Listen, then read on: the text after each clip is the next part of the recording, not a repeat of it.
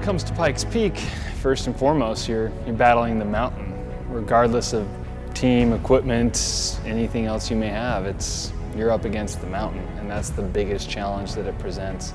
Like I've said in the past, it trumps any race venue around the world as far as complexity and intimidation. The place is real, and I respected it going into it, and even walking softly along the surface there, it caught me out and cost us big time. It's not only the risk it put against my life, but against the car, against the team, against the odds of even finishing.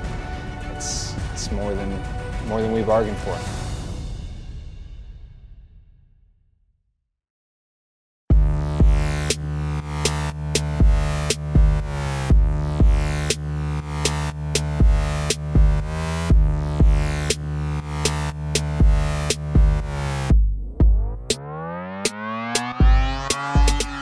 So we started off on Monday with a simple enough tech day. I've been preparing for that day for a year. I knew what they were going to look at. I knew what their priorities were. I knew the car would pass with flying colors. So we breezed right through tech day. Kissed babies, shook hands, had a good time, and got to meet a lot of really professional guys. That have come from around the world to partake in such a magnificent event. So tech day was a lot of fun. It was the day before the real work started.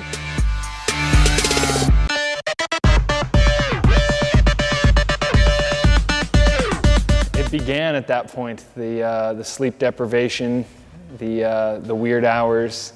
Unless you came from the other side of the planet, you were off on your sleep schedule. I don't know of anybody else who would ever wake up at 1:45, 2 in the morning to go racing, but that was us that week, and that's how we started.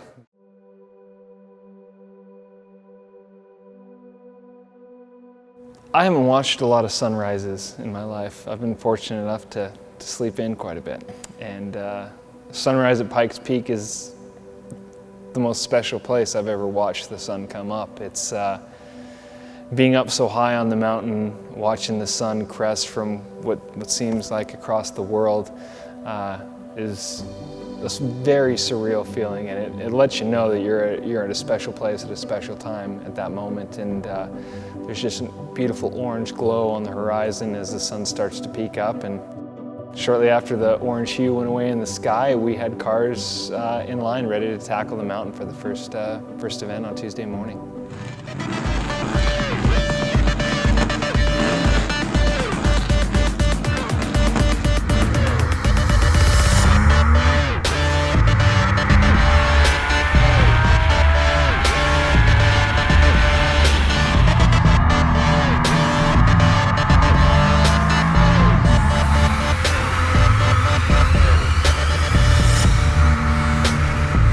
First practice went really, really well. I thought we made a run up the mountain, didn't have any bottoming issues. We noticed some heavy bumps, and we were planning around those accordingly.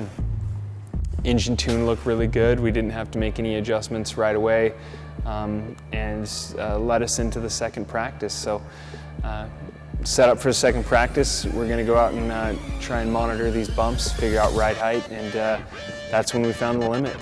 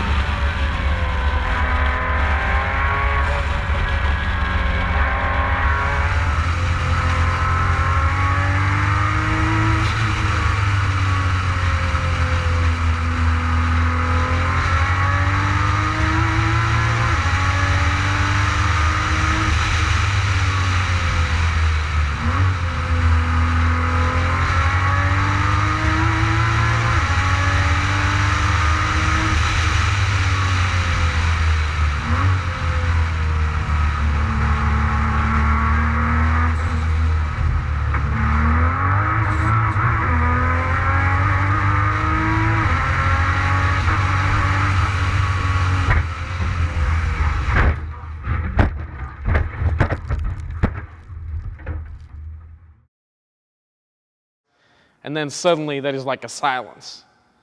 And that is a red flag. And that's a bad sign. So we keep like waiting, and then they tell us like, oh, we don't know what happened. We just know that it's like 50 yards of debris on the track. So we just stared to each other, and it's like, this is not good.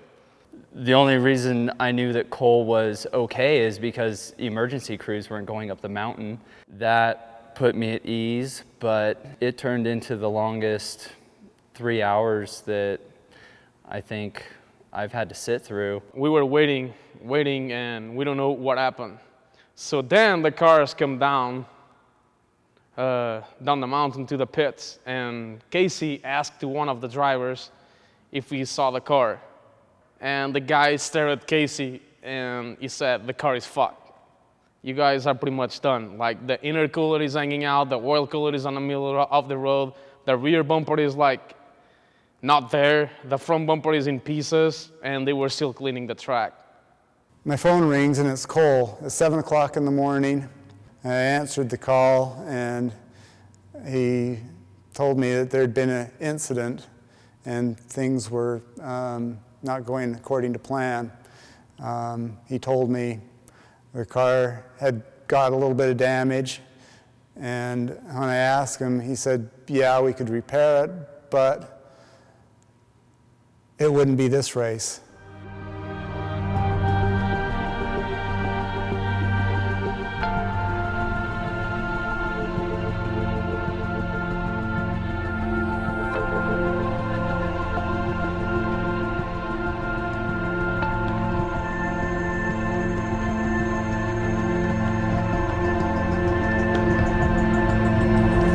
There was a lot of feelings in a matter of seconds. You know, people say your life flashes before your eyes before you die, and I could see it because it was. I watched a whole movie while I'm spinning a 720 up Pikes Peak.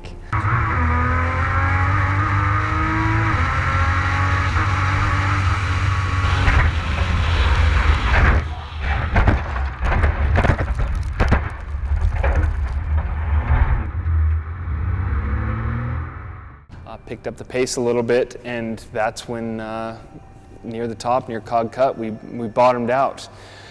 Pulled the entire front splitter under the front drive wheels, causing the front left wheel to go to zero. The whole car spun instantly, and that's what put us into the hillside. It's extremely lucky that it pulled left instead of right. We didn't have a choice. I wish I could say that was a driver judgment at that point, but I had no hands on the wheel to help the thing go left. It was, we were just going for a ride at that point.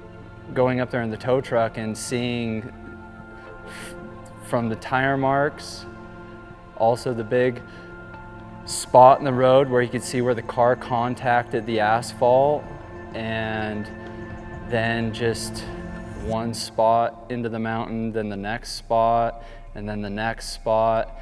And it's like, when does this stop? And then I saw Cole get out of one of the safety vehicles. They drove down and met with the tow truck with us, and you know, the first instinct I had was to give him a hug, because it still hadn't even processed 100%, you know, what could have happened. It was something else. It was a little bit of a reality check.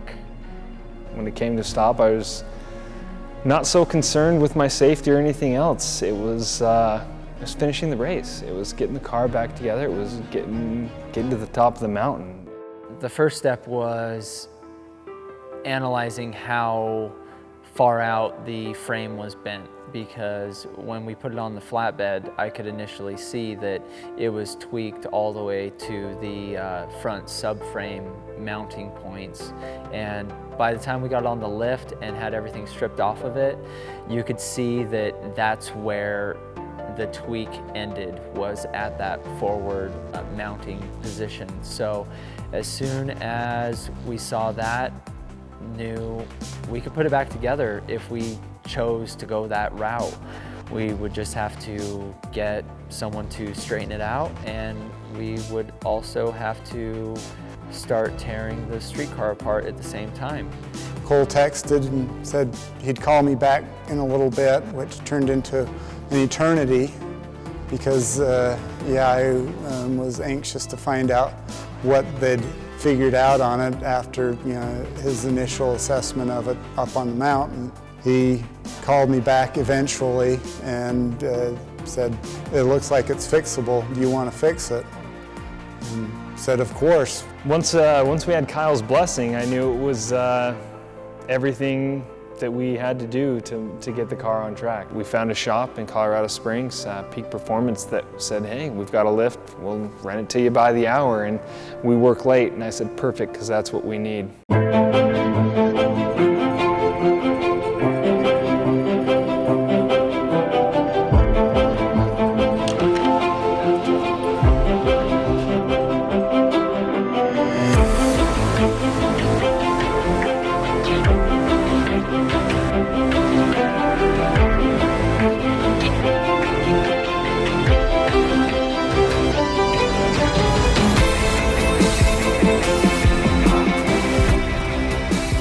Luckily, we carry a lot of parts to go along with the car because you don't know what is going to happen. And this is the first time I think we've really sunk our teeth into using the street car for spare parts. So my spare parts car is it's what everyone else calls it. I like to call it my street car, the car that I drive all the time, that I've managed to keep Cole out of for the most part.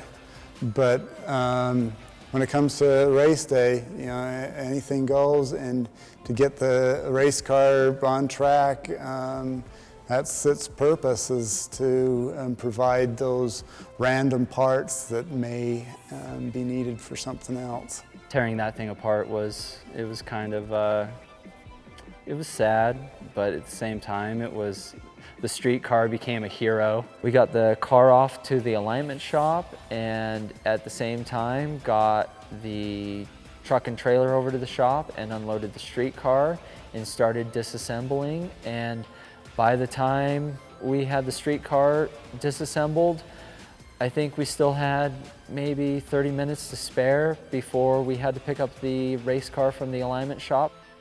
Watching those guys work on the car, it said a lot for the team. And it truly is a team that we've got here. You can have a bunch of guys working together at a shop. You can have, throw a group of very talented people together, but unless they are good at working with each other and working around each other, it's not a team. And this is a team in every sense of the word. Is that what I think it is? I'm helping. We had literally 16 hours to take this wrecked car and turn it into something we could qualify with. Being a rookie, there's no, hey, you can miss this practice and show up tomorrow and it's going to be fine. You must make every single practice. No questions asked, especially qualifying was the very next day.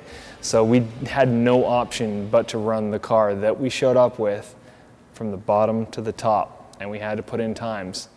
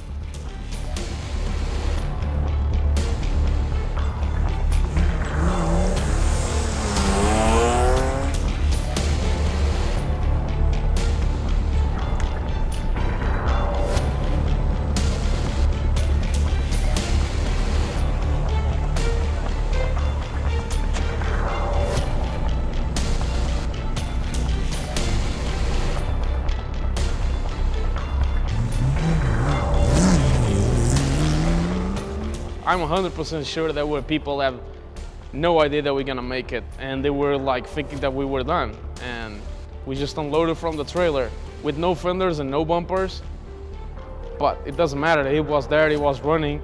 Every team, race official, anybody who saw what we went through didn't count on us finishing, and that was that made the next day being first to grid so much sweeter because we turned more heads that day than we did on any other day because nobody expected that car to be back on the mountain after what we suffered on day one. Nobody.